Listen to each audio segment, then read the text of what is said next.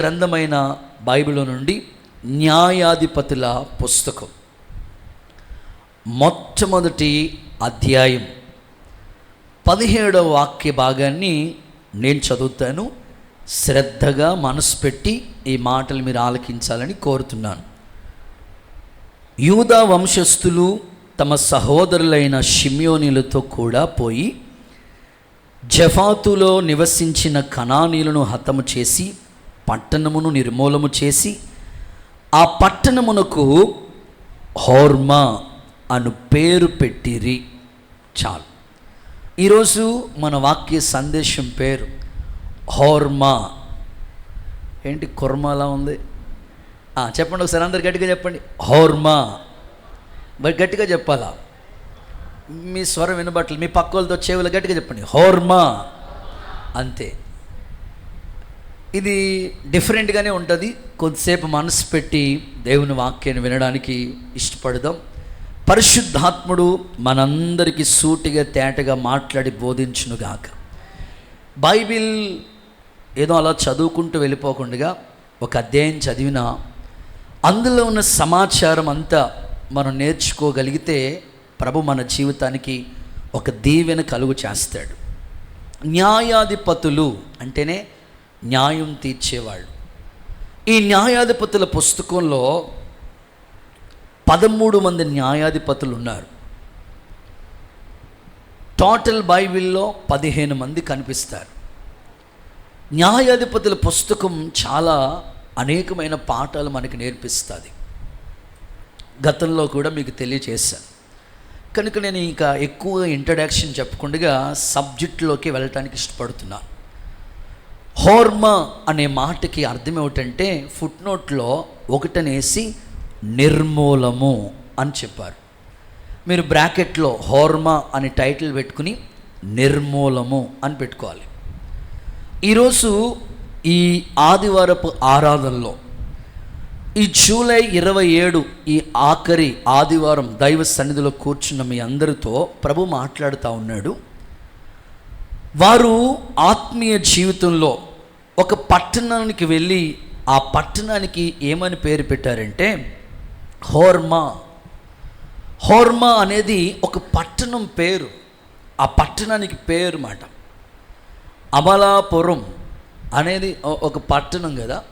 కమలాపురం, అనంతపురం, ఇట్లాగా కొన్ని ప్రాంతాలు ఉన్నాయి కదా. అలాగే ఈ పట్టణానికి హోర్మా అని పేరు పెట్టారు. ఫుట్నోట్లో నిర్మూలము అని.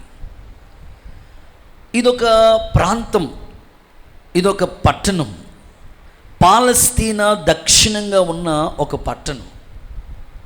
ఎన్నో పట్టణాలు మనకు తెలిసిన పట్టణాలు చాలా ఉన్నాయి. బొంబాయి, కల్కట్టా, చెన్నై, హైదరాబాద్, మహానగరం. సో ఇట్లాంటివి ఎన్నో మనకు తెలుసు. అయితే వీళ్ళు ఆ పట్టణానికి ఆ పేరు పెట్టి అక్కడ నిర్మూలము చేసినట్లుగా వాక్యంలో మనం చూడగలుగుతాం. ఈరోజు ఈ మాటలు ఆలకిస్తున్న మీ జీవితాల్లో మీ వ్యక్తిగత జీవితాన్ని ఒకసారి మనసు పెట్టి ఆ వాక్యం అనే అర్థం దగ్గరికి వద్దాం. దేవుని వాక్యాన్ని చాలా సంవత్సరాలుగా మనం వింటూ ఉన్నాం, బుక్లో రాసుకుంటూ ఉన్నాము, మైండ్లో ఫిక్స్ చేస్తూ ఉన్నాం. అయితే మన జీవితాల్లో ఇంకా నిర్మూలము చేయవలసిన వాటి మీద ఇంకా ఒకేళ మనసు పెట్టలేదేమో, ఇంకా వాటిని మన జీవితంలో డిలీట్ చేయకుండా అలా ఉండిపోయినాయేమో. ఒకసారి ఈరోజు అంతరంగ స్వభావాన్ని ఎరిగిన దేవుని ఎదుట తప్పక ఆ వాక్యానికి మన మనసు పెట్టి ఏమేమి నిర్మూలన చేయాలో అవన్నీ మన జీవితంలోంచి పూర్తిగా డిలీట్ చేయటానికి యేసు నామములో దేవుడు కృప అనుగ్రహించునుగాక. బైబిల్ గ్రంథాన్ని అధ్యయనం చేస్తే అబ్రహాం, దేవుడు అతన్ని పిలిచిన పిలుపు చాలా ఉన్నతంగా ఉంది. నేను చూపించే దేశానికి వెళ్ళు, అక్కడ నేను నిన్ను ఆశీర్వదిస్తాను అని చెప్పాడు. తన స్వజనుల్ని, బంధువుల్ని, ఇంటిని, సమస్తాన్ని విడిచిపెట్టి దేవుడు చూపించే ప్రదేశానికి వెళ్ళాడు అబ్రహాం. వెళ్ళిన తర్వాత దేవుడు వాగ్దానం అయితే ఇచ్చాడు, నేను నీ బహుమానాన్ని అత్యధికం చేస్తాను. నేను నిన్ను ఆశీర్వదిస్తాను, నీవు అన్ని విషయాల్లో ఆశీర్వదించబడతావు. ప్రామిస్ అయితే దేవుడు చేశాడు, కానీ అబ్రహాము జీవితంలో కొరత అనేది మిగిలిపోయింది. అన్నీ ఉన్నాయి కానీ పిల్లలు లేరనే బాధతో వేదన చెందుతూ ఉన్నాడు. ఒకరోజు దేవుడు వాక్యమందు ప్రత్యక్షమై, అబ్రహాం భయపడకు, నీ బహుమానం అత్యధికము చేస్తాను అని ఆ వాగ్దానాన్ని మరలా దేవుడు గుర్తు చేశాడు. ఆ సందర్భంలో అబ్రహాం చేసిన పనులు ఏమిటంటే, ఈ కొన్ని వాటిని, అంటే మేకల్ని, గొర్రెల్ని, గువ్వల్ని, పావురాల్ని, పొట్టేల్ని, వాటన్నిటిని సమకూర్చి ఒక్కొక్కటి దేవుడు అన్నాడు, వాటిని నడుముకు కట్ చేయి, వాటి నడానికి వాటిని కట్ చేసి ఒకదానికి ఎదురుగుండగా ఒకటి ఏర్పాటు చేయి అని చెప్తే, అబ్రహాము జీవితంలో అన్నీ కట్ చేశాడు.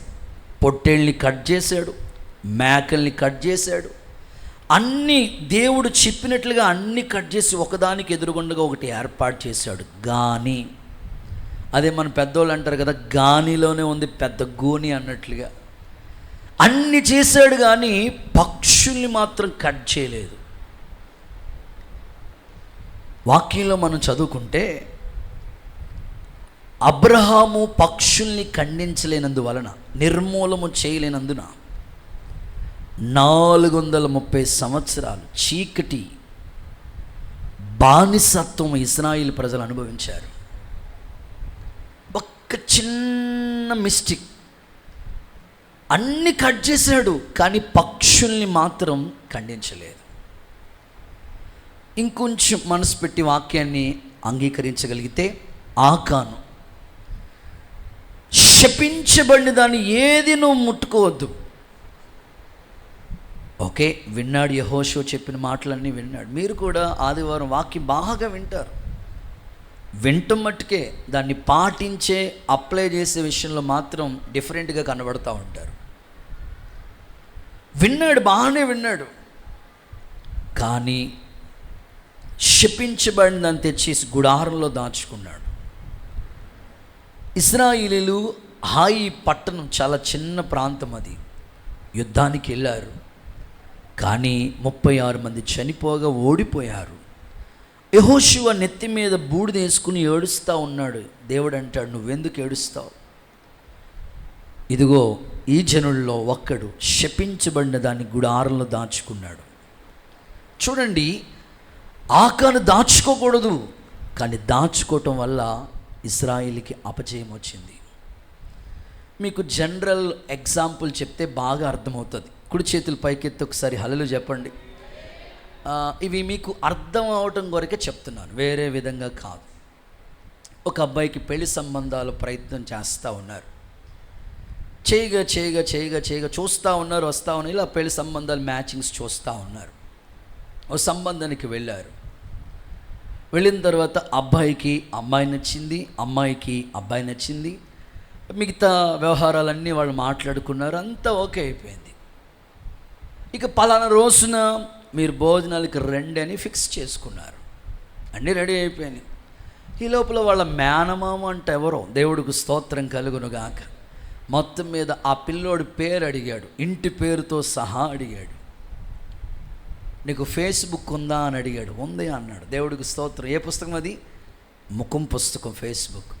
మొత్తం మీద ఆ ఫేస్బుక్లోకి వెళ్ళి అలా చూస్తే, మనోడు దేవుడిని నమ్ముకోక ముందు కొన్ని ఫన్నీ వీడియోస్, అంటే చిన్న చిన్న జోక్స్ సంబంధించినవన్నీ కూడా ఆ ఫేస్బుక్లో ఉన్నాయన్నమాట. అప్లోడ్ చేసుకున్నాడు మనోడికి, అవంటే ఇష్టం అన్నమాట. అప్పుడు దేవుడిని ఎరకక ముందు, బాప్తిసం పొందక ముందు అవి హడావుల్లో అలా ఉండిపోయినవి, అవి డిలీట్ చేయలేదు. పెళ్ళి కూతురు అంటది, జోక్స్ ఉన్న అబ్బాయి నాకు వద్దు అని పెళ్లి సంబంధాన్ని వద్దన్నది. మీరేం మాట్లాడట్లేదు? అంతవరకు బాగానే సెట్ అయిపోయింది. ముందడిగారు, సినిమాలు చూస్తావా? చూడను. మరి నీ ఫేస్బుక్లో ఇవన్నీ ఉన్నాయి. అప్పుడు పెద్ద పాస్టర్ గారు ఆలోచిస్తూ అన్నారు, అరే బాబా, ఆ ఫేస్బుక్ పెళ్లి సంబంధం ఆపేసిందిరా బాబా. దేవుడికి స్తోత్రం చెప్పండి, ఒకసారి గట్టిగా చెప్పండి. ఈ సందర్భాలను ఎందుకు చెప్పానంటే, అప్పుడు ఆ భక్తుడు చెప్తాడు, అన్న నేను ఎప్పుడో వాటిని విడిచిపెట్టాను. బాప్తిసం పొందకముందు, బిఏ అంటే బోర్న్ ఎగో, నేను బాప్తిసం పొందకముందు, అరే బాబా మరి ఆ అకౌంట్ తీసేయచ్చు కదా, ఎందుకు అట్లా చూసా కదా, వెంటనే మా కన్నుల ఎదుటనే డిలీట్ చేశాడు. సో ఈ సందర్భాన్ని నేను మీకు ఎందుకు చెప్తున్నానంటే, ఒక ఫేస్బుక్ మాట్లాడట్లేదు, మీరు పెళ్లి సంబంధాన్ని ఆపేసింది.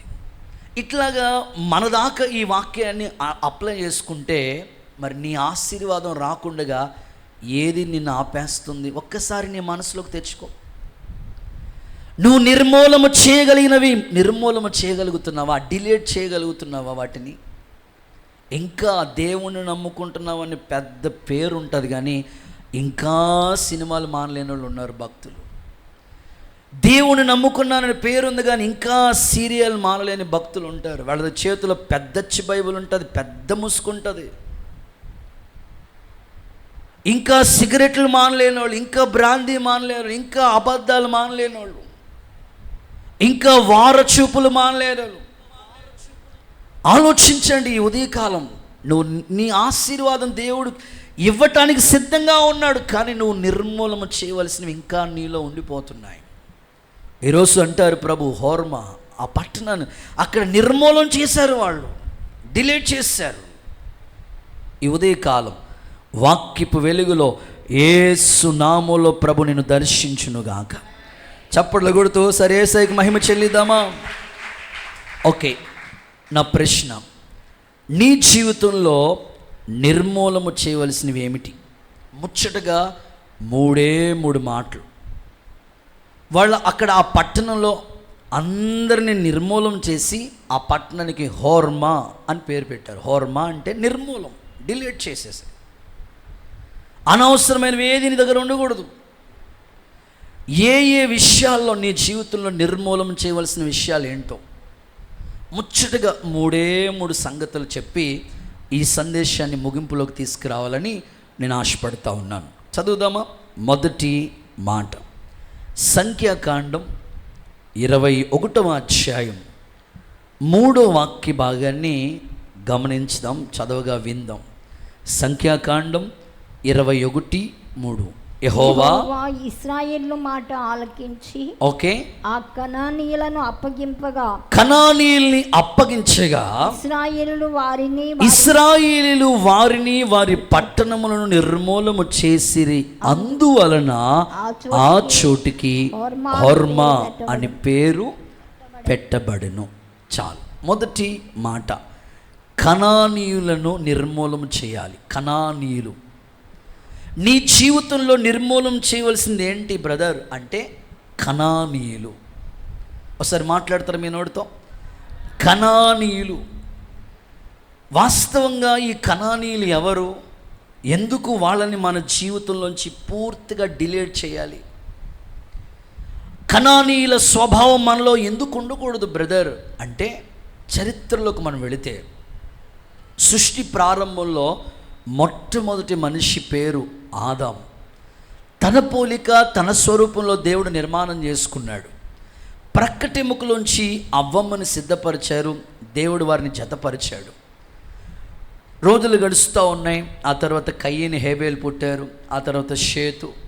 ఇట్లాగ వాక్యంలో మనం చదువుకుంటూ వెళితే ఆ తరంలో నోవాహు అనే వ్యక్తి నీతిమంతుడిగా, నిందారహితుడిగా, కృప పొందినవాడిగా ఉన్నాడు.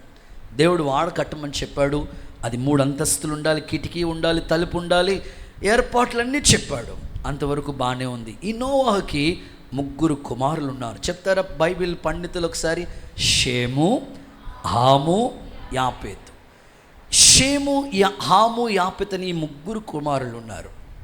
అయితే ఒకసారి నోవాహు వ్యవసాయం చేయని ఆరంభించి ద్రాక్ష తోట వేసి మత్తుడై ద్రాక్షరసం తాగి పడుకున్నాడు. ఎలా పడుకున్నాడయ్యా? తాగిన మైకంలో వస్త్రహీనుడై ఉన్నాడు. అయితే ఈ సిచ్యువేషన్ అంతా కూడా హాము అనే వ్యక్తి చూశాడు. నోవాహు కొడుకుల్లో ఒక కుమారుడు చూశాడు, షేము, హాము, యాపేతు. ఈ 3లో హాము అనే వ్యక్తి చూశాడు. చూసిన వ్యక్తి వాళ్ళ అన్నలతో చెప్పాడు.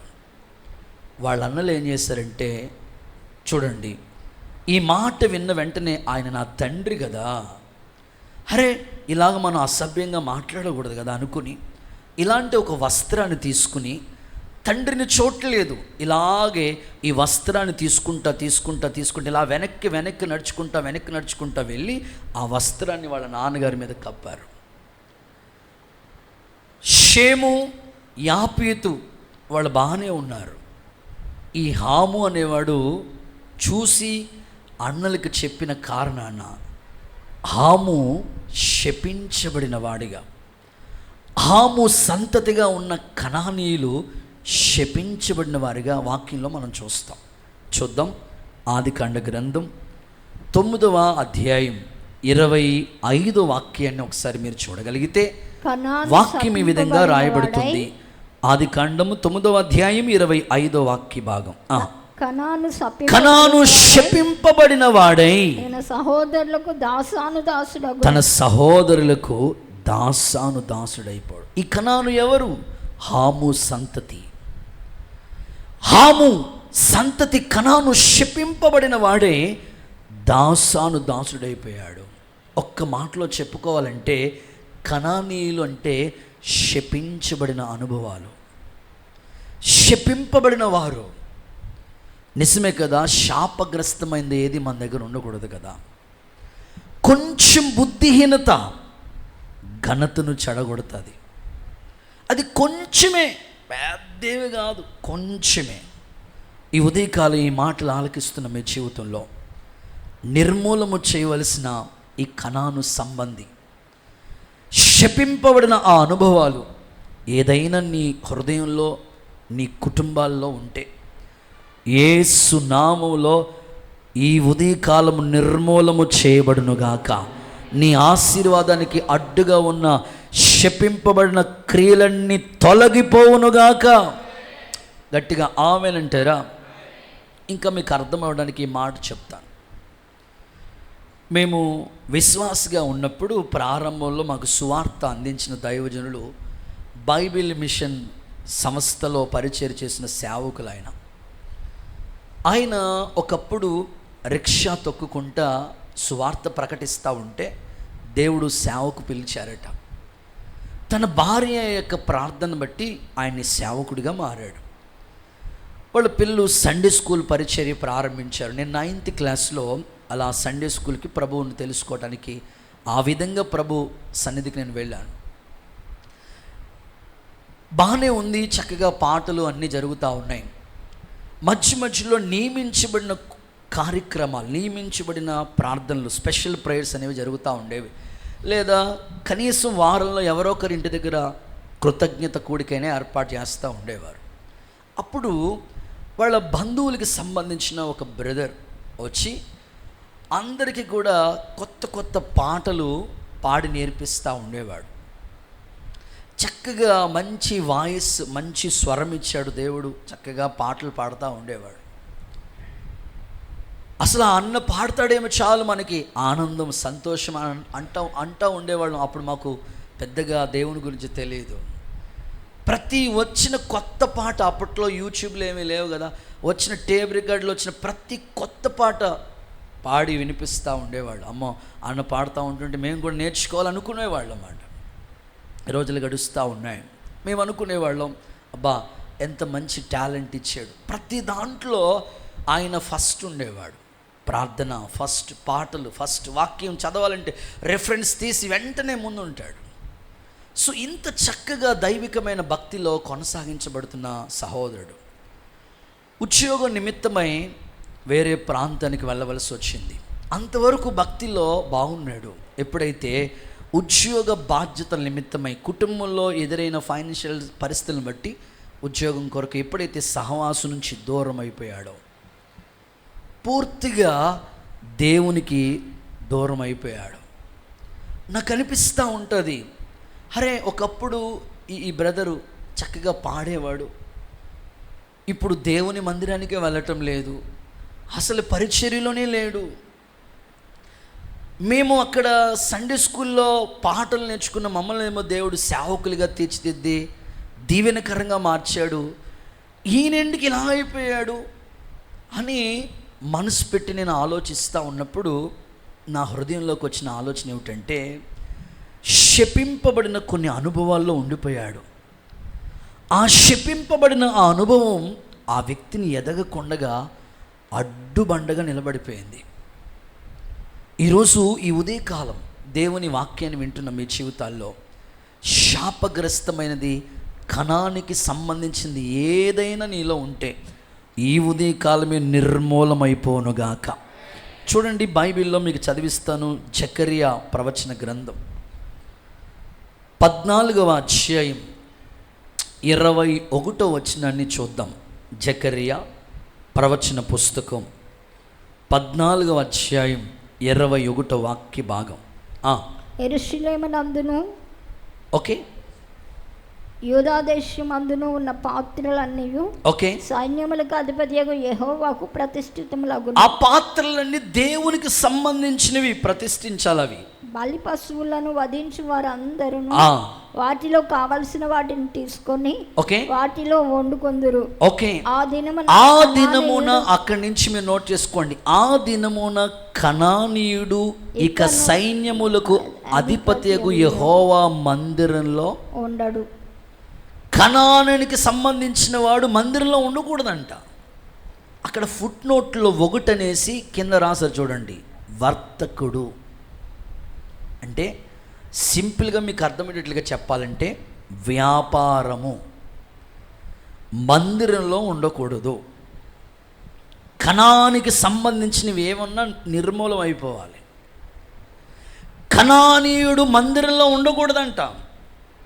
అరే, కణానీయుడు మందిరంలో ఉండకూడదంటే అక్కడ ఫుట్ నోట్లు అంటాడు, వర్తకుడు, వ్యాపారానికి సంబంధించిన ఆనవాళ్ళు మందిరంలో కనబడకూడదు.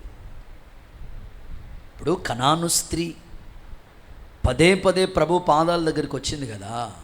దేవుడు ఒకటే అన్నాడు, నేను నీ కోసం రాలేదమ్మా, ఇశ్రాయేలు నశించిపోయిన వాళ్ళ దగ్గరికి వచ్చాను. కనానీయులు ఎవరయ్యా అంటే వాళ్ళ వర్తక అంటే వ్యాపారానికి సంబంధించిన ఆనవాళ్ళు వాళ్ళలో కనబడుతూ ఉంటాయి. ఈరోజు మందిరాల స్థితి, ఆత్మీయుల స్థితి ఎలా మారిపోయింది బ్రదర్ అంటే, వ్యాపారానికి అమ్ముడు పడిపోతున్న వాళ్ళు ఎక్కువ కనబడుతూ ఉన్నారు. ఆ మధ్యకాలంలో ఒక తల్లి తన పిల్లోడికి పుడితే అనుకున్నదంట చర్చ్లోకి వచ్చి పాట పెట్టుకోవాలి అని. దేవుడికి స్తోత్రం. ఆ పిల్లోడికి అంత బొరువు ఉన్నాడో అంత సెల్లర డబ్బులు. దేవుడికి స్తోత్రం. కాగితాలు కాదట, పాట పెట్టుకోవాలనుకుంటున్నాను. నేను అన్నాను, మా చర్చ్లో యేసుపో పాటలు తప్ప ఇంకే పాటలు ఉండవు అమ్మా అన్నాను. అయ్యారండి, అంత గాలి తీసేది ఎట్టకండి. అలాగే నిజమమ్మా, అసలు పాట పెట్టుకోకూడదు. చూడండి, డిసెంబర్ నెల వస్తే క్యాలెండర్లు వస్తాయి. ఫస్ట్ క్యాలెండరీ మొదటి పాట సింపుల్గా 50,000 అయ్యా. మొత్తం ఊరందరికీ క్యాలెండర్లు పనిచేసి ఫ్రీగా మనం. అస్సలు వ్యాపారానికి సంబంధించినవి ఏమి ఉండకూడదు. ఈ రోజుల్లో చూస్తే సేవ ఎలా అయిపోయిందంటే, అరటిపళ్ళు అమ్ముకునేవాళ్ళు ఒకరు, నూనె అమ్ముకునేవాళ్ళు ఒకరు, కర్చీఫ్లు. ఈ మధ్యకాలంలో ఇంకా విపరీతంగా మారిపోయింది. విపరీతమైన వ్యాపారం జరిగిపోతుంది సంఘాలలో. ప్రభు చెప్తున్నాడు, వర్తకుడు, కనానీయుడు మందిరంలో ఉండకూడదు. అంటే మందిరం యొక్క స్థితిగతులు ప్రార్థనతో నింపబడవలసిన మందిరాలు, పరిచర్యతో నింపబడవలసిన మందిరాల్లో వ్యాపారానికి సంబంధించిన ఆనవాళ్ళు కనపడకూడదు. యేసు నామములో మీ హృదయంలో పరివర్తన వచ్చునుగాక. అలాగని వ్యాపారం చేసే వ్యాపారస్తులు, అయ్యో అన్నయ్య చెప్పాడు వ్యాపారం చేయకూడదంట, అట్లా అనుకోకండి. వ్యాపారం అంటే ఖచ్చితంగా లాభం ఉంటుంది. మీరు చేసే వ్యాపారాలు మానమని కాదు నేను చెప్పేది. ఆత్మీయ విషయాల్లో భక్తి వ్యాపార స్థితిలోకి వెళ్ళిపోకూడదు. పరిచర్య వ్యాపారానికి సంబంధించిన వైపుకి వెళ్ళిపోకూడదు. ఆ స్థితి ఉండకూడదు. ఆ సంబంధమైన ఆనవాళ్ళు ఏమున్నా ఈరోజే నిర్మూలమైపోనుగాక. హుషారుగా ఆమెన్ అంటారా? ఈ కనానీయులు అనేవాళ్ళు వెట్టి పనులు చేస్తూ ఉండేవారండి. మీకు అర్థమయ్యేటట్లుగా చెప్తాను, మీరు చాలా సీరియస్గా చూస్తున్నారు కాబట్టి మీకు అర్థమయ్యే కోణంలో చెప్తాను. భార్యాభర్తలు కుటుంబం, పాపం ఆవిడికి ఎక్కువ అనుమానం, ఎక్కువ భర్త మీద విపరీతమైన అనుమానం అనేది ఒక పెనుభూతం లాంటిది, విపరీతమైన అనుమానం. డ్యూటీకి వెళ్తాడా, వెంటనే ఫోన్ చేస్తా, ఎక్కడున్నావు, కరెక్ట్గా ఎక్కడున్నావు. పాపం ఈయన ఆలోచించి, బైబిల్లో రాయబడి ఉంది కదా, గేయాలతో కాపురం చేయడం కంటే మిద్ది మీద ఒక మూల ఉండటం బెటర్ అనుకుని వారం రోజులు సెలవెట్టేశాడు. దేవుడికి స్తోత్రం చెప్పండి. వారం రోజులు సెలవు పెట్టేసి ఇంట్లో ఓ పక్కన కూర్చున్నాడు. అయినా డౌట్ ఆవిడకి. మళ్ళీ ఫోన్ చేస్తుంది, అరగంట కూర్చారు. ఏంటి అరగంట ట్యాబ్లెట్ వేసుకున్న అరగంట కంట్లో అరుకేసుకుంటారు కదా, అలా అరగంట ఖచ్చితంగా ఫోన్ వచ్చేస్తుంది. ఎక్కడున్నావు, ఎక్కడున్నాను. ఇంకా ఆవిడ బాధపడలేక ఆలోచించి ఇక కిచెన్ రూమ్లోకి వెళ్ళి ఆ మిక్సీ ఉంటుంది కదా, స్తోత్రం చెప్పండి మీరు అందరూ, ఆ మిక్సీ అలా తిప్పి, ఇదిగో అవసరం ఇది, నువ్వు ఇంట్లోనే ఉన్నావంటే నాకు నిదర్శనం ఏంటి, లౌడ్ స్పీకర్ ఎట్టి మాట్లాడండి అయ్యా. మిక్సీ సౌండ్ వినిపిస్తూ ఉండేవాడు మాట. అలాగా రోజులు గడుస్తూ ఉన్నాయి. ఈ లోపల మరలా ఫోన్ చేసింది వారం అయిపోయిన తర్వాత. ఎక్కడున్నారు, ఇంట్లోనే ఉన్నాను, ఇదిగో మిక్సీ. వాళ్ళ అమ్మకి బాగా ఇంకా అనుమానం అని చెప్పాను కదా, వాళ్ళ అబ్బాయిని మళ్ళీ ఫోన్ చేసి, నాన్న ఎక్కడున్నాడురా, ఏమో అమ్మ వారం రోజులు అయిందమ్మా, వెళ్ళిపోయాడమ్మా, మిక్సీ ఎట్టుకుని వెళ్ళిపోయాడంటే కూడా స్తోత్రం చెప్పండి ఒకసారి. అప్పుడు ఫోన్ చేసినప్పుడల్లా చెప్పండి రా భక్తుల, ఫోన్ చేసినప్పుడల్లా మిక్సీ ఎక్కడ పెడితే అడిగి వెళ్ళిపోతాడు మిక్సీ. అంటే ఆయనకున్న లోపల అపవిత్రమైన నిర్మూలం అవ్వట్లేదు అవి. నా భార్యకి డౌట్ ఎక్కువ, అనుమానం ఎక్కువ. అనుమానం పోవాలంటే కూడా ఎక్కడికి వెళ్ళిపోవాలి, కూడా ఏం వెళ్ళిపోవాలి. నువ్వు ఎంతకాలం అలా ఉంటావు? ఈరోజైనా నిర్మూలమైపోనుగాక, యేసు నామములో నిర్మూలమైపోనుగాక. ఏమంటే కుటుంబ బంధాన్ని ఎంత చక్కగా దేవుడు జతపరిచాడు. పావురం ఉందా, పావురం జీవితంలో ఒక్కసారి జతపరచబడిన తర్వాత చచ్చిపోయే వరకు వాళ్ళిద్దరు ఇక వేరెవరండి.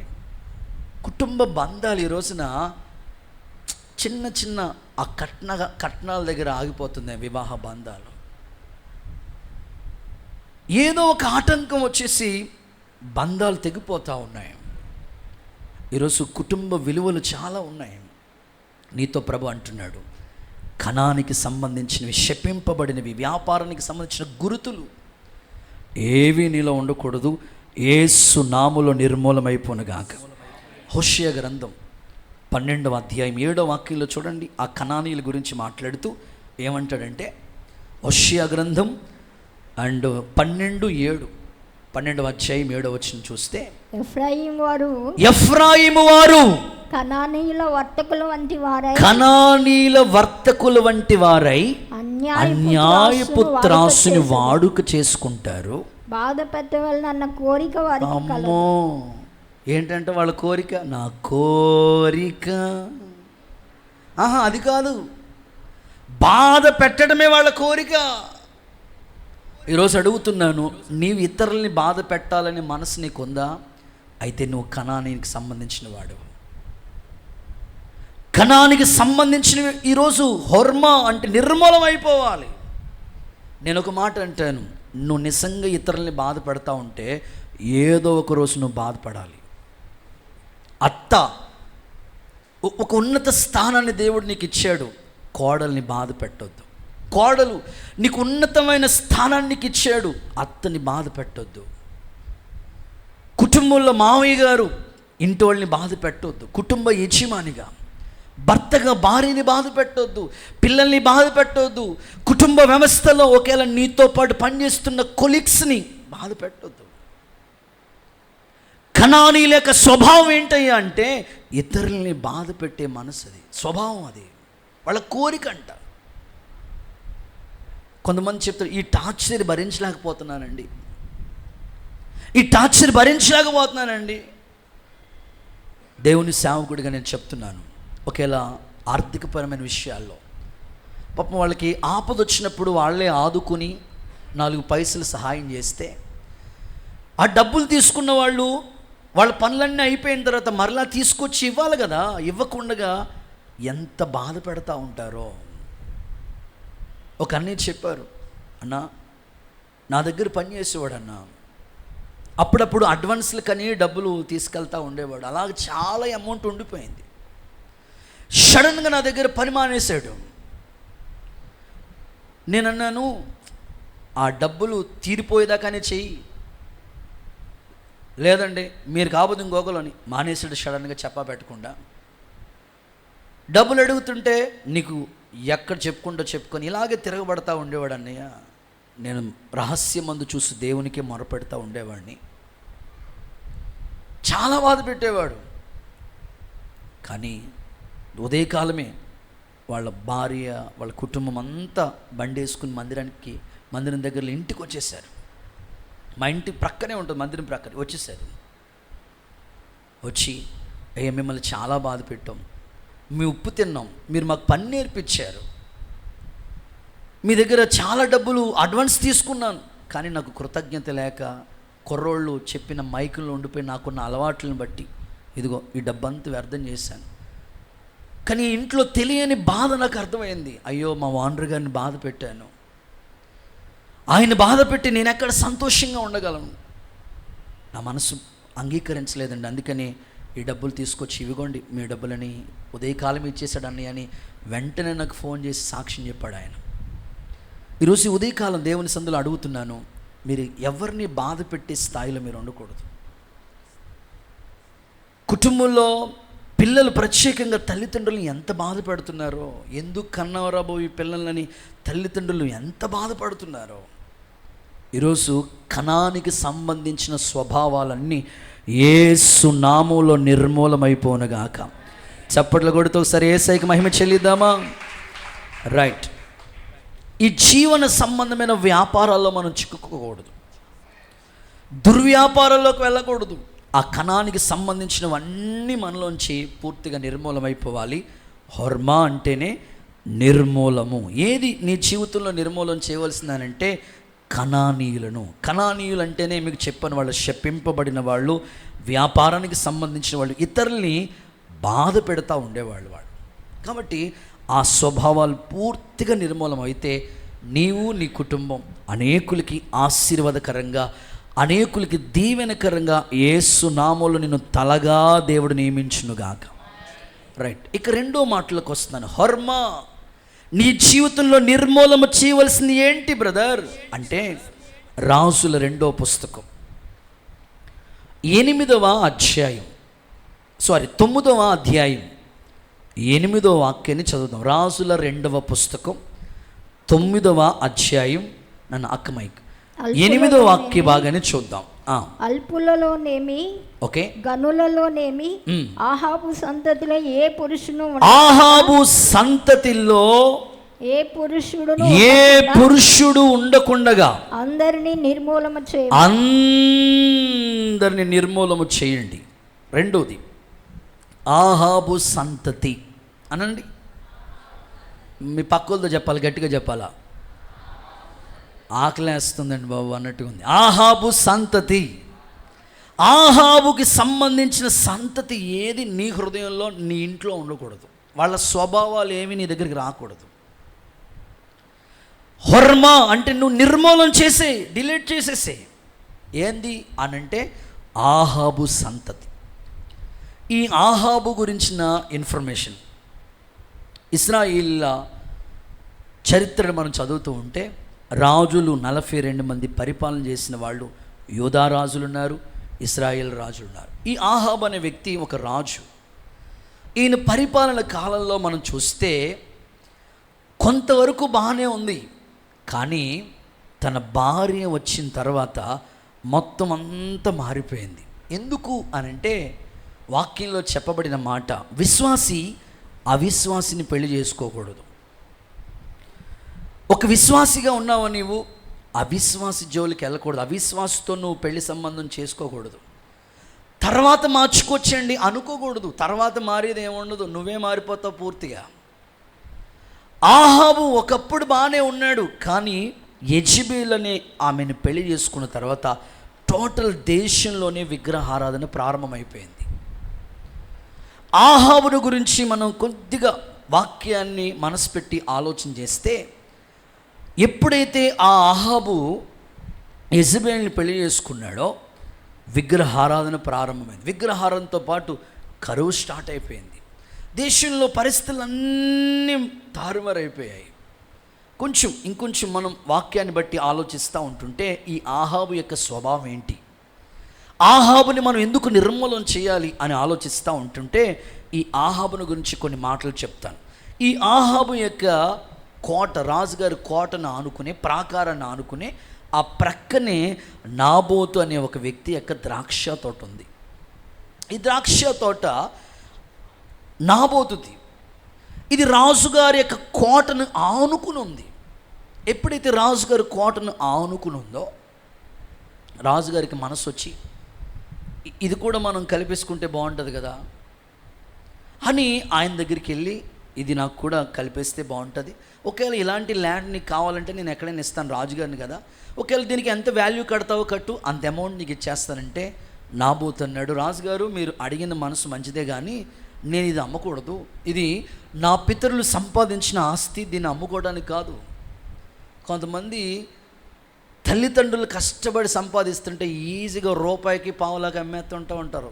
భక్తులందరూ దేవుడికి స్తోత్రం కలుగునుగాక. ఏమండి, కష్టపడే వాళ్ళకి తెలుస్తూ ఉంటుంది. నేనంటాను, నువ్వు అమ్మేయకూడదు. నీ పితరులు సంపాదించారు కదా, అది ఎంత కష్టం.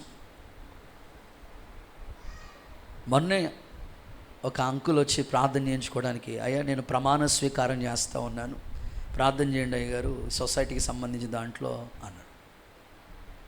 ఆయన మాట్లాడుతూ, ఈ అయ్యగారు ఈ మందిరం ఉందా, ఈ అవతల పక్క ఉందండి, వెనకాల ఎదురుకుండా రోడ్డుకి ఆపోజిట్లో ఉంది కదండి, ఓ 25 ఏళ్ల క్రితం అండి, ఓ 30 ఏళ్ల క్రితం అండి, 2 ఎకరాలు 2000కి ఇచ్చేస్తానన్నారండి. స్తోత్రం చెప్పండి సార్. ఆ నాన్నగారు ఉన్నప్పుడు అంట, మా నాన్న అన్నాడు, ఎందుకు లేరు ఇక్కడ అమలాపురం ఎవరు వస్తారు, వద్దులే అంటే, 2000 అండి 2 ఎకరాలు, ఎప్పుడోనండి బాబు, మీరు ఇంకా అప్పుడు పుట్టుండ్రలేండి, అప్పుడు కొంటే మీకైనా ఉపయోగపడేది అన్నాడు. దేవుడికి స్తోత్రం లేదు. నేనంటాను, ఇప్పుడు 1 సెంటు స్థలం నువ్వు కొను, అది ఎంత కష్టమో నీకు అర్థమవుతుంది. నీ తల్లిదండ్రులు ఎంత కష్టపడుతున్నారో నీకు ఒకసారి అర్థం అవ్వాలంటే, ఇప్పుడు ఏమి కొనలేని పరిస్థితిలో ఉన్నాం మనం. అందుకే నాబోతు, అది నా పితరులు సంపాదించి నేను అమ్మకూడదు. సరే, ఈ మాట చెప్పిన వెంటనే నాబోతు చెప్పిన వెంటనే ఆయన వెళ్ళిపోయాడు. ఈ ఆహాబు కూడా వెళ్ళిపోయాడు. రాజుగారు కదా సింహాసనం మీద కూర్చుని ఆలోచిస్తూ ఉన్నాడు. మంచం మీద కూర్చుని, బైబిల్లో వేరే క్లియర్గా ఉంది, మూతు ముడుచుకుని కూర్చున్నాడంట. స్తోత్రం చెప్పండి. కొంతమందికి ఉట్టే వచ్చేస్తుంది, యా బాబా అలా. ఆ రోజు వంకాయ కూర అయితే మాట్లాడరా మీరు, ఎందుకు మూతు ముడుచుకుని, వంకాయ నేను తిన్నాను తెలీదా నీకో, వంకాయకి మూతు ముడుచుకుంటావా, ఆదివారం పాట ఇవ్వలేదు నీకు మూతు ముడిచేసుకుంటావా, సాక్ష్యం చెప్పడానికి టైం మూతు ముడిచేసుకుంటావా, ఈ సంఘం కావద్దు ఇంకో. నేను అంటాను, ఎక్కడికి వెళ్ళిన ఇదే ప్రాసెస్. చిన్నదానికి పదదానికి నువ్వు అలిగేటట్లు ఉండకూడదు. ఈ ఆహాబు స్వభావం మూతు ముడుచుకున్నాడు. ఈ లోపల అమ్మగారు వచ్చారు, రంగంలో దిగింది. అంటది, యావయ్యా ఏంటయ్యా నువ్వు మగోడు కాదా, మూతి మీద మీసలేదా నీకు. కొంతమంది ఆడవాళ్ళు ఎట్లా ఉంటారంటే యెజెబెల్లాగా రెచ్చగొడతా ఉంటారు. నువ్వే మగోడైతే ఏంటో నాకు అర్థం కాదు. అసలు కుటుంబాలు ఎంత చక్కగా కట్టబడాలండి, రెచ్చగొట్టే స్థితిలో ఉంటావు నువ్వు. చిన్నతానితో అయిపోయేదాన్ని నువ్వు అంతలా పెద్ద ఫోకస్ చేయవలసిన పనే వచ్చింది. ఎందుకు రెచ్చగొడుతున్నావు నీ ఇంట్లో పరిస్థితులు తీసుకెళ్ళి ఊరంతా తీసుకెళ్ళి పందిరేసుకుంటావా? నీ భర్త గురించి అంత అసభ్యంగా మాట్లాడతావా? రెచ్చగొట్టే స్థితిలో ఉండకూడదు. యెజబెల్ ఆత్మ పనిచేయకూడదు సంఘంలో. నీ ఇంట్లో పరిస్థితులన్నీ తీసుకెళ్ళి ఊరంతా టముకేసుకుంటే నీవే నష్టపోవాలి. రెచ్చగొడుతుంది, ఇదిగో నువ్వు మగోడు అయితే నీకెందుకు, నేనున్నాను కదా అని వచ్చి భయంకరంగా మాస్టర్ ప్లాన్ వేసింది. ఇద్దరు పనికిమాలని సాక్షి సంతకాలకి ఏర్పాటు చేసింది. అన్యాయంగా, అక్రమంగా నిరపరాధుడైన ఆ యొక్క నాబోతుని చంపించింది. ఆ ఆస్తి కబ్జా చేసేసాడు ఆహాబు. ఆహాబు స్వభావం ఏంటో తెలుసా? ఇతరులది ఆక్రమించుకునే గుణం. చూడండి, మీకు అర్థం అవడానికి ఆ మాట చదివిస్తాను. రాజుల మొదటి పుస్తకం 21:16. రాజుల మొదటి పుస్తకం 21:16. నాబోతు చనిపోయినని ఆహాబు విని నాబోతు చనిపోయాడని ఆహాబు విని లేచి యెజ్రెయేలు నాబోతు ద్రాక్ష తోటను స్వాధీనపరచుకొని పోయాను. ఆక్రమించుకుని స్వాధీనపరచుకొని పోయాను. ఆహాబు, నీ స్వభావం ఏంటయ్యా? నీ సంతతిని ఎందుకు నిర్మూలన చేయాలో తెలుసా? ఆక్రమించుకునే స్వభావం. ఈరోజు నేను మిమ్మల్ని అడుగుతున్నాను, కొంతమంది చాలా పేదోళ్ళు ఉంటారు. వాళ్ళ జీవితంలో ఏదో ఆ మాట ఈ మాట చెప్పేసి ఆ స్థలాలు ఆక్రమించుకునే వాళ్ళు చాలామంది ఉన్నారు. ఆ తర్వాత కుటుంబాల్లో ఎన్నో ఆక్రమించుకునే వాళ్ళు ఉన్నారు. ఇక భక్తి విషయాల్లోకి వస్తే ఎన్నో, ఆత్మీయ స్థితిలోకి వస్తే మరెన్నో. నేనంటాను, నీది కాంది ఏది కూడా నువ్వు అస్సలు ఏది ఆక్రమించవద్దు. నీది నీకుంటే చాలు. నువ్వు కష్టపడిందే ఎప్పటికీ వృధా కాదు. నువ్వు కష్టపడ్డావు, అది నీ దగ్గర ఎప్పుడూ ఉంటుంది. నీ దగ్గర నుంచి ఎవ్వరు తీసేయలేరు. కానీ ఇతరులది మాత్రం నువ్వు ఏదైనా నువ్వు ఆక్రమించుకున్నావో అది నీ దగ్గర ఉండదు. కొంతమంది ఎలా ఉంటారంటే, పొరుగు వారిది ఏదో ఆక్రమించేసుకోవాలి, పొరుగువారి కుటుంబానికి సంబంధించి ఆక్రమించుకోవాలి. ఇది ఆహాబుకు సంబంధించింది. ఆ స్వభావం యేసు నామములో నిర్మూలమైపోనుగాక. కోపపడే స్వభావం నిర్మూలమైపోనుగాక. మూతు ముడుచుకునే స్వభావం నిర్మూలమైపోనుగాక. ఇంకా చెప్పుకోవాలంటే ఆహాబు సంతతి, ఆహాబు క్రియలు, శ్రమ పెట్టే మనసు, ఇశ్రాయేలుని శ్రమ పెట్టే మనసు. ఇంకా ఈ విధంగా మనం చదువుకుంటూ వెళితే రాజుల మొదటి పుస్తకం 21వ అధ్యాయం 20వ వచనం చూడండి. ఏలియా ఒక మాట అన్నాడు ఆహాబు ఏలియాను చూసి, నా పగవాడా నీ చేతిలో నేను చిక్కుబడితినా అని పలుకగా ఏలియా ఇట్లనెను. ఏలియా ఏమన్నాడు తెలుసా? ఆహాబు గురించి, దృష్టికి కీడు చేయుటకు నిన్ను నీవే అమ్మేసుకున్నా గనుక నా చేతిలో నీవు చిక్కితివి. చూడండి, యెహోవా దృష్టి కీడు చేయుటకు నిన్ను నీవే అమ్మేసుకున్నా. ఆహాబు స్వభావం ఏంటో తెలుసా? తన లైఫ్ని తానే అమ్మేసుకున్నాడంట. ఆ స్వభావాలని నిర్మూలం అయిపోవాలి. కొంతమంది చూడండి, వాళ్ళ లైఫ్ ఎంత అద్భుతంగా ఉంటుందో, కానీ వాళ్ళే చేతులారా తాకట్టు పెట్టేసుకుంటారు. చేతులారా వాళ్ళ జీవితాన్ని అమ్మేసుకుంటారు. ఏశావు జ్యేష్ఠుడే చిక్కుడుకాయ కూర కోసం జ్యేష్ఠత్వాన్ని అమ్మేసుకున్నాడు కదండి. అననీయ సపీరాలు వాళ్ళ జీవితాల్లో, వాళ్ళ దేవుని మందిరంలో నమ్మకంగా కొంతకాలం సాగిపోయారు వాళ్ళు, కానీ అబద్ధం కొరకు అమ్ముడు పడిపోయారు కదండి. ఈరోజు మీ జీవితాల్లో ఆహాబు వంటి స్వభావాలు ఉండకూడదు. వాటిని యేసు నామములో నిర్మూలము చేయబడుదుముగాక. ఈ స్వభావాలన్నీ యేసు నామములో నిర్మూలమైపోనుగాక. యవనస్తులు, ప్రత్యేకంగా యవనస్తులతో మాట్లాడుతున్నాను. చదువుకునే పిల్లల స్థితి ఎలా ఉందంటే, ఈరోజు నేను ఆ మెయిన్ రోడ్ మీద ఓ రోజు నిలబడ్డాను. హైదరాబాద్ వెళ్ళటానికి ఇటు యానం నుంచి బస్సు వస్తూ ఉంది. ఇక్కడే ఎక్కాను. అక్కడికి ఒక అంకుల్ వచ్చాడు. అన్నా, అసలు ఇటు ఇటు సాయంకాలాలు కుర్రోళ్ళు తిరుగుతున్నారన్నా, అసలు పరిస్థితులు ఏం బాగోలేదన్నా అని చెప్పాడు. ఎలా ఉందన్నా అన్నా, వాళ్ళు డ్రగ్స్కి బానిసలు అయిపోయారన్నా, గంజాయికి బానిసలు అయిపోయారన్నా. వాళ్ళ తల్లిదండ్రులు వాళ్ళ మీద లక్షల రూపాయలు ఖర్చు పెట్టి చదివిస్తూ ఉంటుంటే అసలు ఆడపిల్లలు కూడా అసలు కొంచెం కూడా భయం లేదన్నా. మగపిల్లల బైకుల మీద తిరుగుతూ ఉన్నారన్నా, అమ్మేసుకున్నారన్న జీవితాన్ని. ఈరోజు ఎంత దారుణంగా యవనస్తుల పరిస్థితి మారిపోయిందండి. వాళ్ళ మంచి భవిష్యత్తు అమ్మేసుకుంటున్నారు. ఇది ఆహాబు స్వభావం. నేనంటాను యవనస్తులకి, నీ పవిత్రమైన కన్యత్వం, నీ పవిత్రమైన జీవితం వివాహమయ్యే వరకు యేసు నామములో కాపాడబడునుగాక. ఒకవేళ నీవు గీని అపవిత్రమైన కార్యాల్లో పాల్గొంటే రేపొద్దున్న నీ పిల్లలు కూడా అదే స్థాయికి వస్తారు. ఆహాబు సంతతి లేదండి, వాళ్ళ పిల్లలకి లేరు, నిర్మూలమైపోయారు. ఇక ఉండకూడదని చెప్పాడు ఏలియా. ఈరోజు ఒక సేవకుడిగా, ఒక అన్నయ్యగా చెప్తున్నాను, ఆహాబుకు సంబంధించిన స్వభావాలు నీలో పనిచేస్తున్నాయేమో. ఇదిగో హోర్మా అంటే నిర్మూలము చేయటానికి నువ్వు ఇష్టపడు. యేసయ్య కృప విస్తారముగా నీ మీద నిలిచి ఉండునుగాక. ఇక చివరి మాట, ఆఖరి మాట చెప్పేసి మీ కొరకే ప్రార్థన చేస్తాను. హోర్మా వాళ్ళ పట్టణానికి ఆ పేరు పెట్టి నిర్మూలం చేశారు. ఏది నిర్మూలం చేయాలి అంటే సమూయేలు మొదటి పుస్తకం 15వ అధ్యాయం 3వ వాక్యం చూడండి ఒకసారి. సమూయేలు మొదటి పుస్తకం కాబట్టి నీవు 15:3. కాబట్టి నీవు పోయి కనికరించకుండగా అమాలేకీయులను హతము చేసి పురుషులనేమి, స్త్రీలనేమి, బాలురనేమి, పసిపిల్లలనేమి, ఎద్దులనేమి, గొర్రెలనేమి, వంటెలనేమి, గార్ధబొమ్మలనేమి అన్నిటినీ హతం చేసి వారికి కలిగినదంతయు బొత్తుగా పాడు చేసి అమాలేకీయుల్ని నిర్మూలము చేయి. మూడవది అమాలేకీయులు నిర్మూలమైపోవాలి.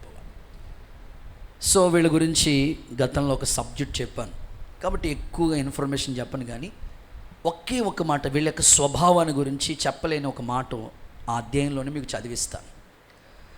సౌలు ఇశ్రాయేలుకి మొట్టమొదటి రాజు. గాడిదలు కాసుకునేవాడిని తీసుకొచ్చి సింహాసనం మీద దేవుడు కూర్చోబెట్టాడు. అన్నీ బాగున్నాయి, కానీ అమాలేకీలు అనేవాళ్ళు ఒక్కళ్ళు కూడా ఉండకూడదు. పిల్లలు ఉండకూడదు, భార్య భర్త గాడిదలు ఏమీ ఉండకూడదు. వాళ్ళకి సంబంధించిన ఎక్కడ ఆనవాళ్ళు కొంచెం కూడా ఉండకూడదు. నిర్మూలం అయిపోవాలని దేవుడు సమూయేలు ద్వారా ఈ సౌలుకి తెలియజేశాడు. సౌలు ఎంత గొప్పవాడు అంటే, అరే దేవుడు నన్ను మొట్టమొదటి రాజుగా చేశాడు కదా, మంచిదే అని చక్కగా సాగిపోవలసిన ఈ యొక్క సౌలు ఏది చేసినా సగమే చేస్తూ ఉంటాడు. ఒకసారి అందరూ హల్లెలూయా చెప్పండి.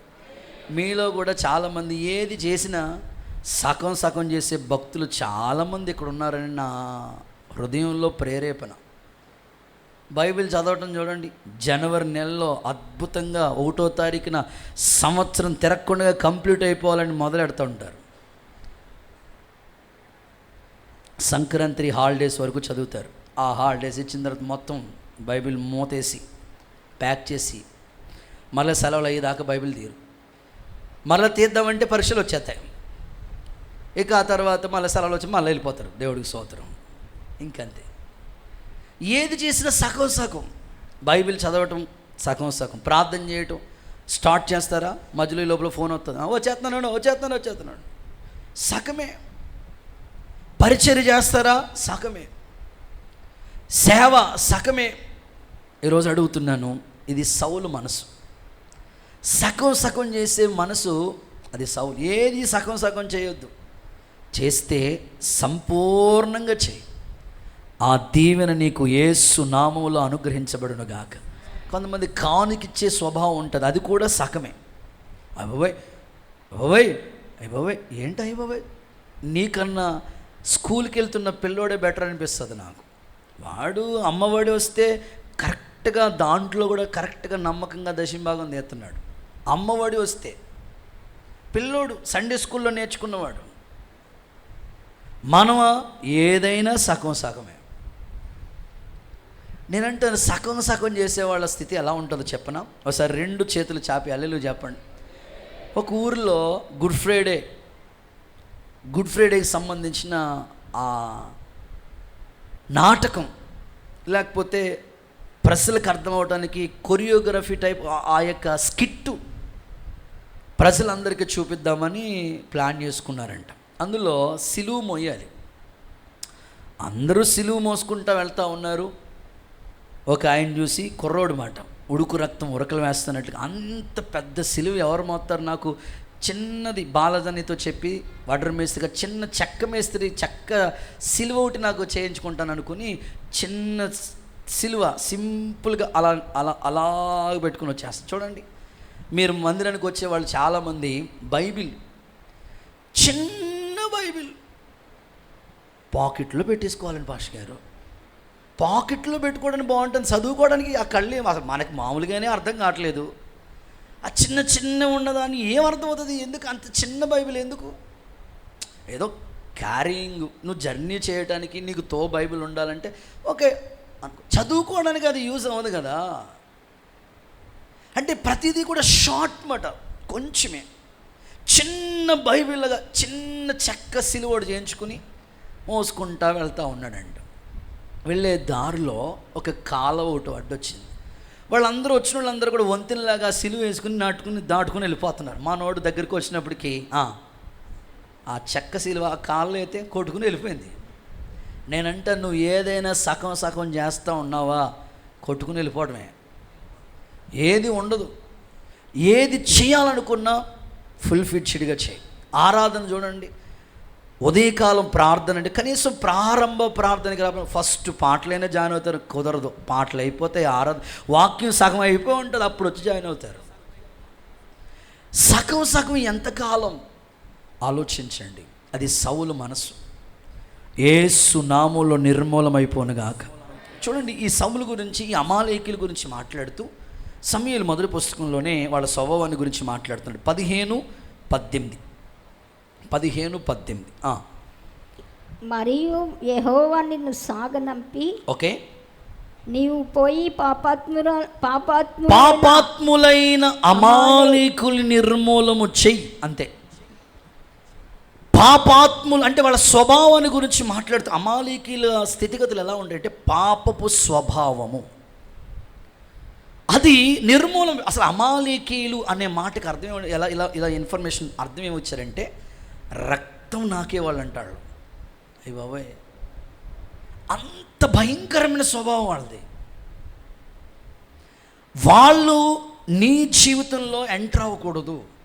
వాళ్ళని నువ్వు నిర్మూలన చేయగలిగితే యేసయ్య తన కృప నీ ఎడల విస్తరింప చేయనుగాక. కూర్చి గట్టిగా చేతుల పైకెత్తి ఒకసారి అందరూ ఆమేనంటారా? పాపానికి సంబంధించిన క్రియలు నిర్మూలం అయిపోవాలి. ఈ రోజున చూపుల్లో అతిక్రమం, చేతుల్లో అతిక్రమం, పడక నడక ప్రవర్తన అతిక్రమాలతో నిండిపోయి ఉన్నది. ఇదిగో ఈరోజు దేవుడు నీతో మాట్లాడుతున్నాడు. నిన్ను దీవించాలని ఆయనకి సెలవైంది, కానీ నీ పాపం నీకు అడ్డొచ్చింది. నువ్వు ప్రార్థన చేస్తున్నావు కదా, విననేరకుండానట్లు ఆయన చెవులు మందం కాలేదు, ఆయన హస్తం కురుచి కాలేదు. నీకు ఆయనకి మధ్యలో అడ్డుగోడగా పాపం అడ్డొచ్చేసింది.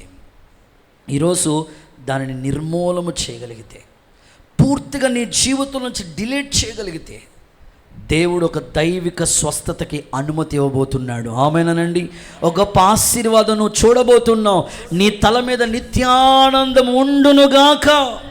ప్రియులారా, పాపం నీకు అవమానాన్ని తీసుకొస్తుంది.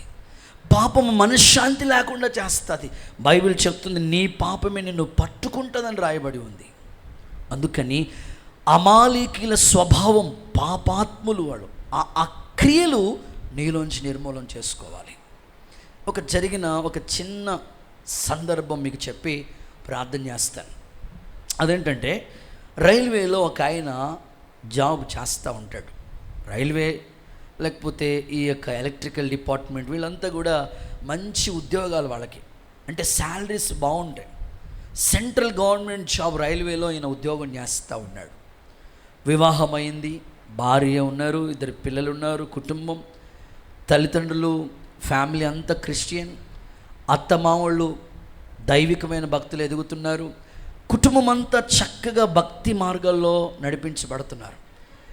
ఈ రైల్వేలో ఉద్యోగం చేసే వాళ్ళకి అక్కడక్కడ ట్రాన్స్ఫర్ జరుగుతూ ఉంటే ఆయన ఆయా ప్రాంతాలకి ట్రాన్స్ఫర్ వెళ్తూ ఉన్నాడు. పిల్లలు తనంతా ఎదిగిపోయారు. ఓ పక్కన చూస్తే ఆ పిల్లోడు నిలబెడితే వాళ్ళ నాన్న అనుకుంటాడు, మరి అంత హైట్ ఎదిగిపోయాడు ఆ పిల్లోడు. బీటెక్ చదువుతూ ఉన్నాడు. కూతురు డాక్టర్ చదువుతూ ఉంది. 2 పిల్లలు మంచి స్థాయి ఉద్యోగం, రైల్వేలో మంచి ఉద్యోగం. కుటుంబానికి ఏమి తక్కువ లేదు. ఇల్లు చూస్తే ఇంద్ర భవనంలా ఉంటుంది ఆ ఇల్లు.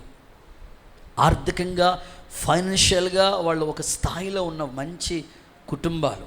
కానీ ఈ రైల్వేలో జాబ్ చేస్తా సరిగ్గా ఇంటికి సమయానికి వెళ్ళకపోవటం, కొన్నిసార్లు డ్యూటీలు ఇలాగా వర్క్ చేయటాన్ని బట్టి ఫ్రెండ్స్తో అనేకమైన అలవాట్లు అయిపోయినాయి. త్రాగుడుకి అలవాటైపోయాడు. రాను వ్యసనాలకి అలవాటు పడిపోయాడు. పాపానికి సంబంధించిన ప్రతి అలవాటుకి బందీ అయిపోయాడు, బానిస అయిపోయాడు. ఆ పాపము లేకపోతే తన జీవితం ఏదోలా ఉన్నట్లుగా అనిపిస్తూ ఉంది. అంతలాగా బానిస బ్రతుకులో కొనసాగించబడుతూ ఉన్నాడు. భార్యకి తెలిసింది, ఏంటి భర్త సరిగ్గా ఇంటికి రావట్లేదు, రోజు ఇంటికి వచ్చినప్పటికీ భయంకరమైన స్మెల్ వచ్చేస్తూ ఉంది. అర్థం చేసుకున్న తన భార్య భర్తతో చెప్పింది, ఏమండి ఇది మంచిది కాదు. ఎంతో మీ కుటుంబం భక్తి కలిగిన కుటుంబం, మీ తల్లి మంచి ప్రార్థన పరురాలు, మీ నాన్నగారు సంఘంలో పెద్ద, మీరు ఇలా ఉంటే సంఘానికి ఎంత అవమానకరంగా ఉంటుంది. వద్దండి, మీ అలవాట్లు మార్చుకోండి. మీరు సంఘానికి ఉపయోగపడాలి. మీరు సంపాదిస్తుంటే 1,50,000 జీతం వస్తుంది కదా, ఆ సంపాదన ద్వారా సంఘానికి ఉపయోగకరంగా ఉండండి, మీ కుటుంబానికి ఉపయోగకరంగా ఉండండి, కానీ ఈ వ్యసనాలకి అలవాటు పడొద్దండి అని 2 చేతులు దండం పెట్టి చేతులు పట్టుకుని బ్రతిమాలుకుంటుంది ఆ భార్య. బ్రతిమాలుకుంటుంటే ఒక్క చేత్తో అలాగ గెంటి, నా ఇష్టం వచ్చినట్లుగా ఉంటాను, నువ్వెవరు నన్ను అడగటానికి అని భార్య మీద తిరుగుబాటు చేశాడు. పాపము ఎంతలాంటి వాళ్ళ మీదకైనా తిరుగుబాటు చేసే వారిగా తీసుకొస్తుంది. తిరుగుబాటు ఎంత బ్రతిమాలకు ఉంది. ఏమండి మంచిది కాదండి, ఎదిగిన పిల్లలు ఉన్నారండి, వాళ్ళకి మంచి భవిష్యత్తు, మీరేలా ఉంటే ఎలా, నా ఇష్టం. అక్రమ సంబంధాలకి పాల్పడిపోయాడు. వ్యర్థమైన ప్రవర్తనలో కొనసాగించబడతా ఉన్నాడు. ఇక ఆలోచించి భార్య చాలా రోజులు ప్రార్థన చేసి 7 years 7 సంవత్సరాల నుంచి చెప్తుంది. 7 సంవత్సరాల నుంచి ఈ విధంగానే తన లైఫ్ కొనసాగుతూ ఉంది. మార్చుకుంటాడేమో అని చూసింది, మారట్లేదు, ఇంకా రోజుకి ఎక్కువైపోతూ ఉంది. వాళ్ళ అత్తమ్మ గారిని పిలిచి, ఏమండి మీ అబ్బాయి గారి పరిస్థితి ఏమీ బాగాలేదు, రోజుకి మనిషి పాడైపోతున్నాడు, ఆరోగ్యం పాడైపోతుంది, డబ్బులు తీసుకురావట్లేదు, వ్యర్థమైన అలవాట్లు అన్నీ ఉన్నాయండి, మీరే చెప్పండి బాబు, నేను చెప్తే వింటలేదు, తన్నుతున్నాడు, కొడుతున్నాడు, మీరైనా చెప్పండి అత్తమ్మ గారు అని అంటే, అత్తమ్మ తల్లితో సమానం. చక్కగా ఈ కోడలైనా కూతురైనా ఒకరే కదా, అరే ఈ జీవితం ఎందుకు ఇలా అయిపోతుంది, ఆ పిల్లడు ఇలాగ అయిపోతున్నాడు, పిలిచి తిట్టి 4 మాటలు చెప్దామని అనుకోవాల్సిన అత్త ఇదిగో భార్యతో అంటది, కోడలతో అంటది, ఇదిగో ఆడి మగోడే, వాడి ఇష్టం వచ్చినట్లు ఉంటాడు, నీకు నచ్చితే ఉండు లేకపోతే వెళ్ళిపో. ఇలాంటి అత్తలు ఉన్నందుకే కుటుంబాలు ఏమైపోతున్నాయి చూడండి ఒకసారి. ఏమాత్రం ఆలోచించకుండా ఇలాగే మాట్లాడుతూ వచ్చింది. బాధ కలిగింది, ఏం చేయాలో అర్థం కాదు. దేవునికి రహస్యమందు చూస్తున్న దేవునికి ప్రార్థన చేసుకుంటూ వచ్చింది. ప్రియులారా, పాపము ఒకరోజు మనల్ని పట్టుకుంటుంది. పాపం వల్ల వచ్చే జీతం మరణమని వాక్యం చెప్తా ఉంది.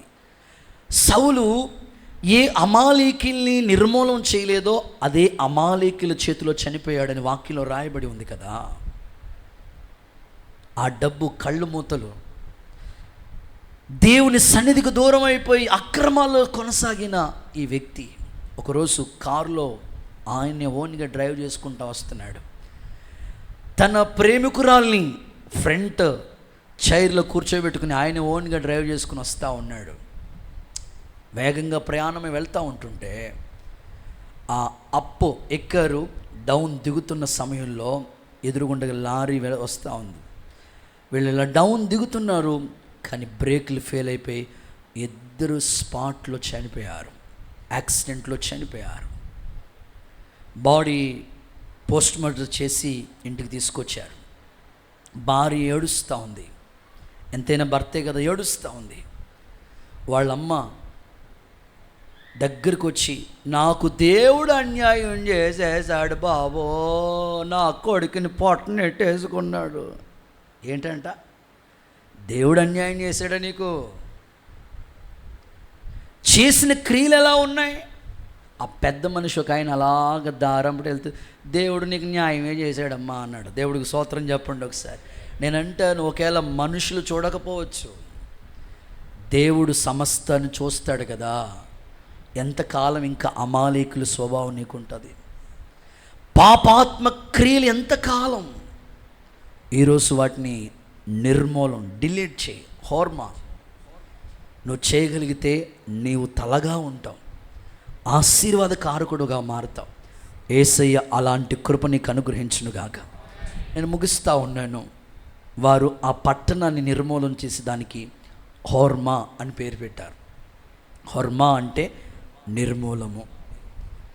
ఏది నీ జీవితంలో నిర్మూలన చేయాలో ముచ్చటగా మూడు మాటలు చెప్పాను. నెంబర్ 1, కనానీయులు. వాళ్ళు ఇతరులని బాధ పెట్టేవాళ్ళు, శపించబడిన అనుభవం. నెంబర్ 2, ఆహాబు సంతతి. వాళ్ళ స్థితిగతులు ఎలా ఉంటాయంటే ఇతరులది అన్యాయంగా ఆక్రమించుకుంటారు. ఆ స్వభావం నీకు ఉండకూడదు. సో 3వది అమాలేకీలు. వాళ్ళ పాపపు క్రియలు అవి నిర్మూలం అయిపోవాలి. దేవుడు ఈ మాటలు సారాంశం నీ గుండెల్లో ముద్ర వేసి, దేవుని రాజ్యం కొరకే, రాకడ కొరకే పరిశుద్ధాత్ముడు నిన్ను సిద్ధపరచునుగాక. అందరిలాగే లేచి నిలబడదాం, చిన్న ప్రార్థన చేసుకుని